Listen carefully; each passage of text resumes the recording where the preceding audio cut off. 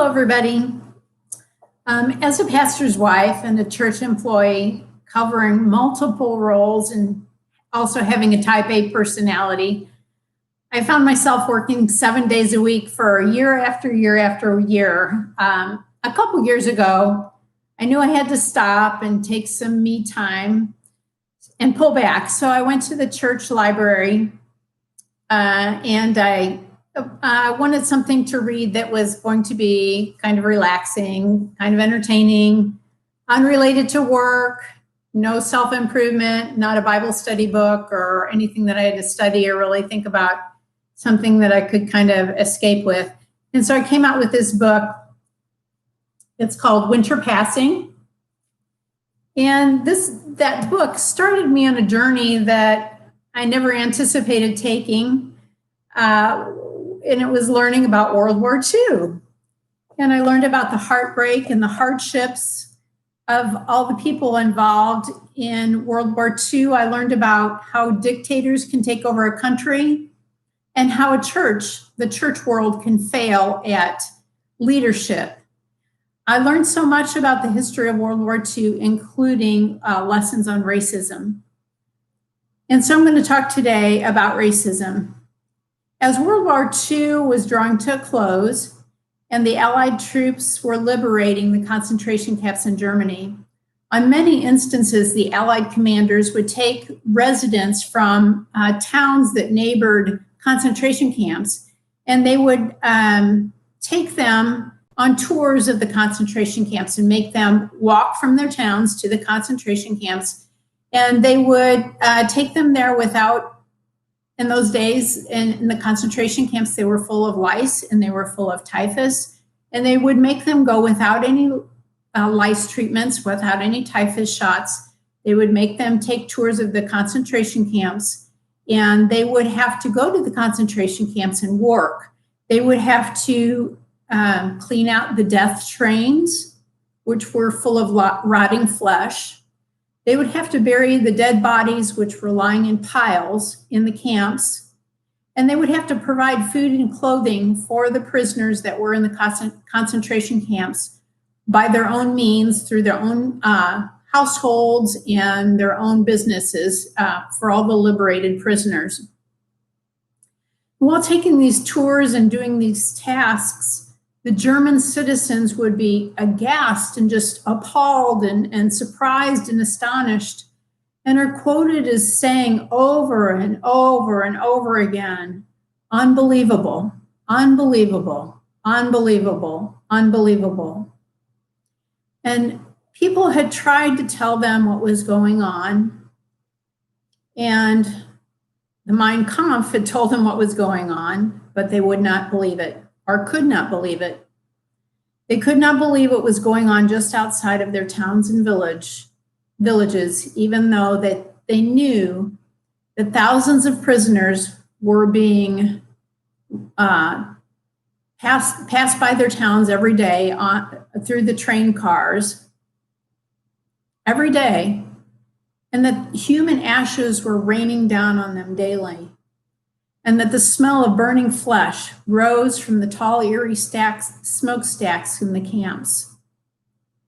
They said unbelievable, even when they knew that Hitler's philosophy and policy was to eliminate all non-Aryans, including Blacks, those that were mentally and physically disabled, all gypsies, artists, teachers, philosophers, traders, criminals, prostitutes, alcoholics, the deaf and the blind, and Jews, and many, many, many other people. They also knew, the German citizens knew, that if they even said anything against Hitler, it would cause their possible immediate execution. And still knowing all of that, they said, unbelievable, unbelievable, unbelievable. Throughout history, it seems like there's always the case that one group of people feels like they have to and have a need to oppress another group of people. I don't know why that is. It seems to be part of human nature, even down all the way back to Cain and Abel. On a very minor scale, we see this in school children and teenagers through schoolyard bullying, or even in brothers and sisters arguing and fighting at home and fighting for domination of the family. And we always hope that children walk their way through these power struggles and learn to treat each other with love and respect. And when I was a child, I grew up totally unaware of prejudice, as most children do. The Hitler youth did not know that they were prejudiced. All they knew from the time that they were small is what they were taught by the Nazis. All they knew was that the Germans were the perfect race and that every other race should be eliminated. Many of them did not realize that that was wrong until they were retrained by the Allied troops after the war. They were astonished to find out anything different. They were totally astonished because they had never known anything different. The first time I really was aware of looking down on another group of people was when I was probably around 11 years old. My family was Catholic, and I was allowed to play with a Protestant girl in the neighborhood who we really looked down on Protestants. And I couldn't believe I was allowed to play with her. I felt like I was being allowed to play with someone from the pit of hell, but that my parents felt I was old enough and mature enough to handle it at that time. And so that was really the first time I was really aware of looking down on another group of people. And as the years have gone by, I've learned more about our country's history. Now, I don't really remember anything from high school, unfortunately, that I learned in history or social studies.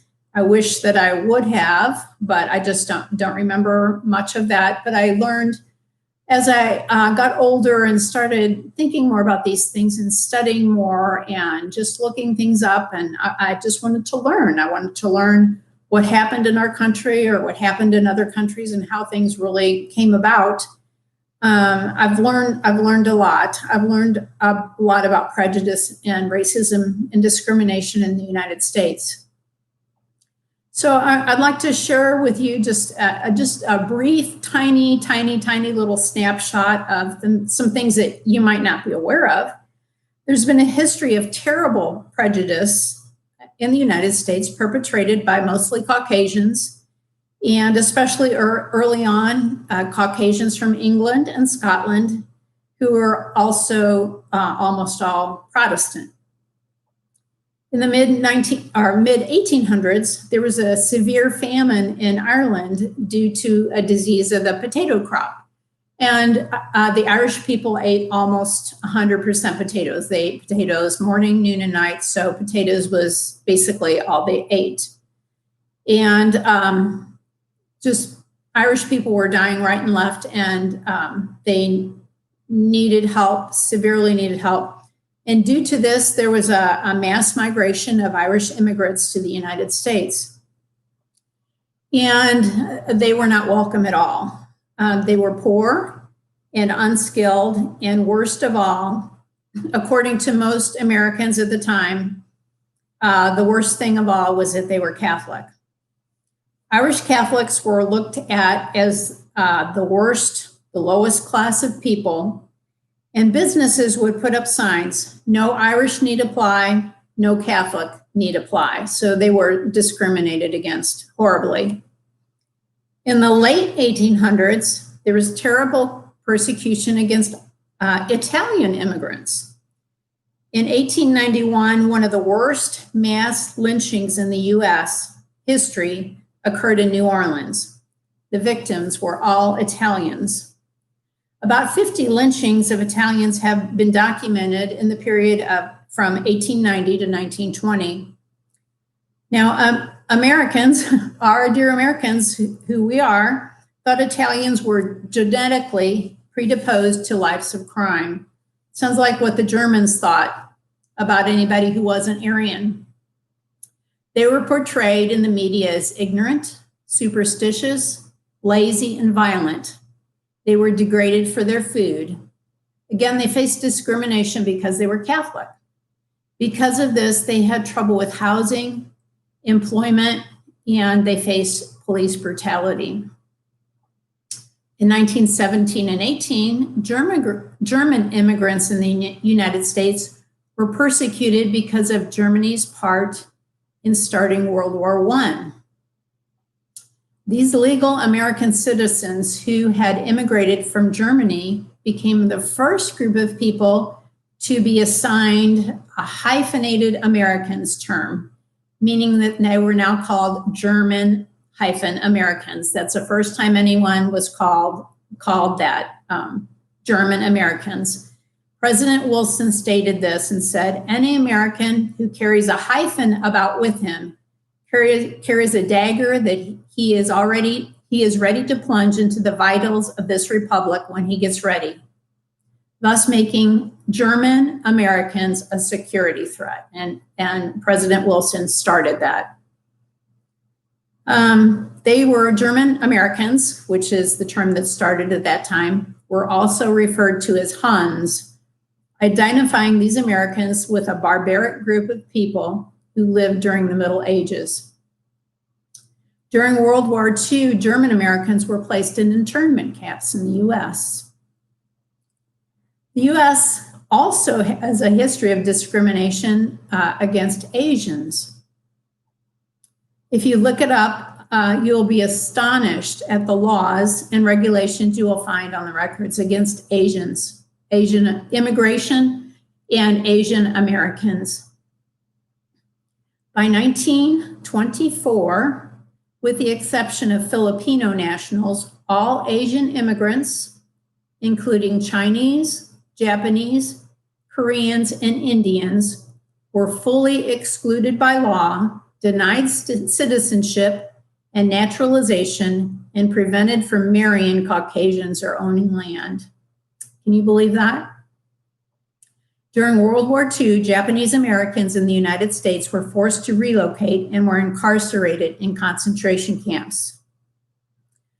And there are untold numbers of other people groups, Jewish, Sudanese, Bosnians, Cubans, and the list goes on and on and on, of different immigrant groups and refugees that have come to the United States that have been horribly persecuted and discriminated against. Over the years that America has been a nation, we have welcomed many, many desperate groups of people, fleeing dictators, wars, persecutions, and national disasters and economic hardship. Most of these groups have been met with the same resistance as the Italians in the 1800s. And it was said of them, they are ignorant, uneducated, they don't speak our language, they have different customs, different religion, they're criminals. And we've heard that on over and over again in our lifetime of different immigrant groups. It's the same line of reasoning, the same voice of discrimination over and over and over again. It's just repeated over and over again. So I've just given you this very tiny, fast picture of discrimination in America. And most of these groups of people have eventually assimilated into the American culture, and the American culture has accepted them. Like, who doesn't like Italian food? I know almost everybody does. And there was a time that it was very, very much shunned and hated. All of the other people groups that I have mentioned came to the United States looking for a better life. They came by choice, and many came out of necessity because things were so bad in their country. But there are two groups of people, though, that did not fall into this category, and they have suffered more than any other, I believe. The harm inflicted on them by white American citizens, as I stated in the start of this message, is unbelievable, unbelievable. The first is Native Americans. The white Protestants from Europe came and stole what was theirs, their dignity, their land, their way of life, many times their family, and their humanity, and they will never get that back. and I would not presume to speak for them, but their current lives are a sad testimony to white American Christianity. The second group who did not come to America looking for a better life is the Black race. It is believed the first group of slaves was brought to the United States in the 1500s. Historically, the inhumanity that has been shown to the Black race by the white race in the United States, who are mostly Christian, is beyond my comprehension. Blacks were stolen from their homes, their families, and their countries, put on slave ships, brought to America, and sold to the highest bidder. They became another man's property to work, to beat, to breed, all as their owner wished. After the Civil War, slavery was abolished, and the Blacks were guaranteed citizenship. And one thing that we don't really realize, like at the end of World War II, when all of the people were released from the concentration camps, the Jews, the Poles, the French people, everybody that was in concentration camps were released. But when they were released, their lives were absolutely terrible for the most part, because when they were released, there was still horrible discrimination against them.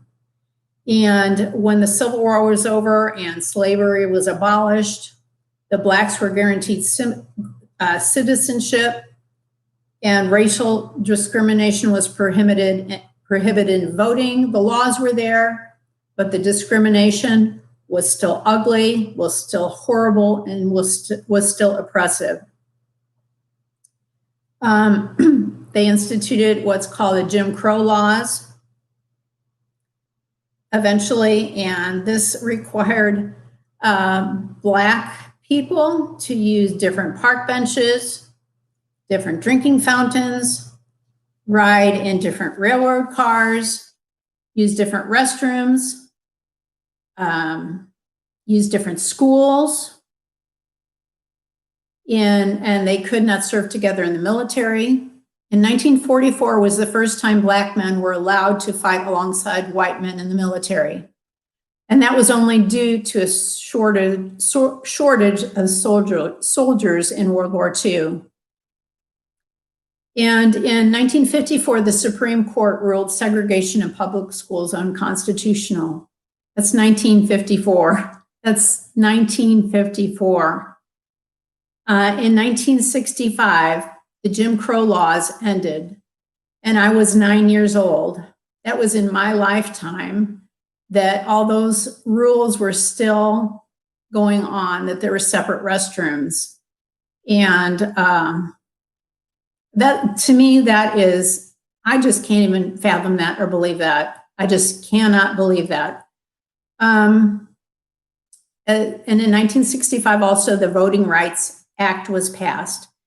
Even though a long time before that, Blacks had the right to vote, there were so many local laws passed that restricted voting rights for Black people that they could not really vote as a whole. So, and also in 1968, the Fair Housing Act was passed that prevented racial discrimination in housing. And I just went kind of through that really quickly, a list of things to just kind of make us think about our history and how differently Black Americans have been treated.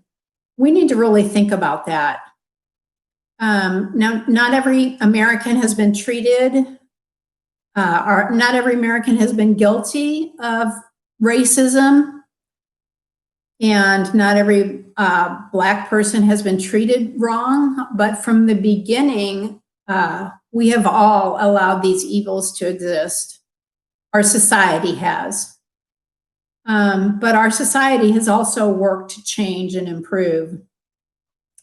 You know, I have learned so much by listening to what others have said and what others have gone through, just like I've learned about World War II by reading and learning about it.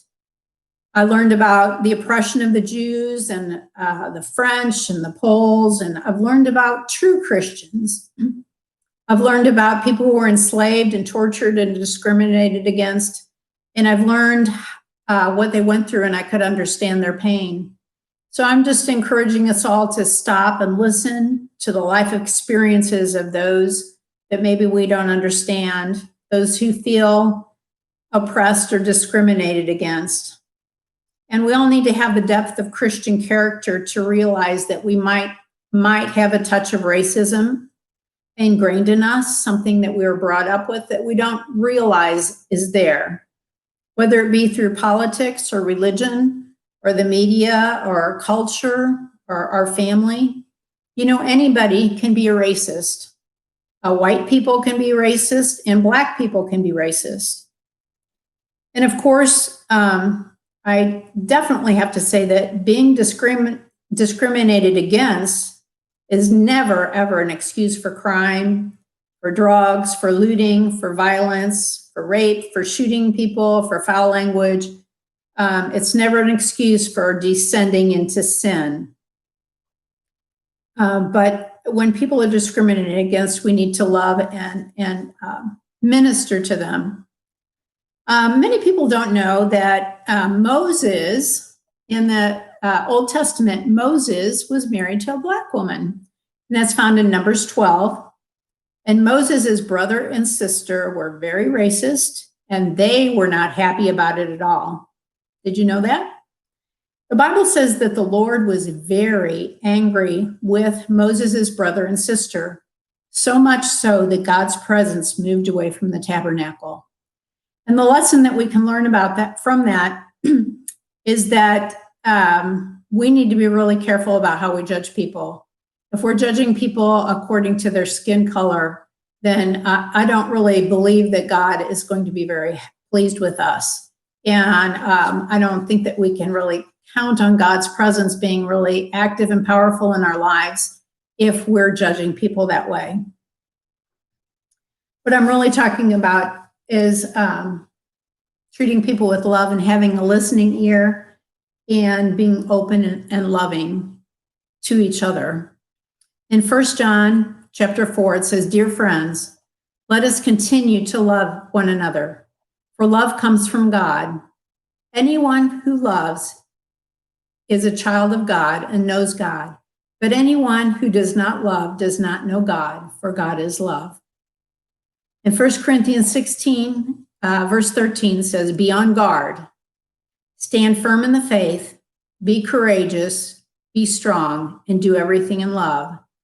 So I want to encourage you to be strong, be on guard against racism, stand firm in the faith. And the Bible says that faith without works is dead. So be sure that your works always exhibit love. Be courageous to stand against racism. Be strong and do everything in love.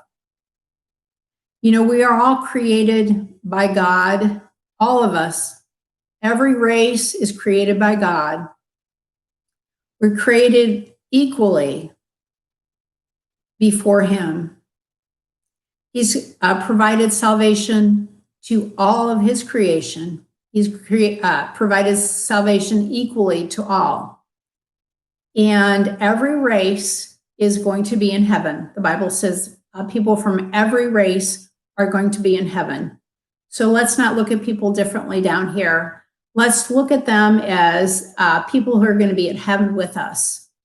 And I just encourage you, with all the racial tension going on in the country, to just ask God to search your heart and see if there's any ways in you that are not pleasing to Him as far as looking at other people and as far as race. And if there are any anything that's been ingrained in you or any attitudes that you have in your heart that aren't pleasing to the Lord. You all have a good day. We love you. Bye-bye.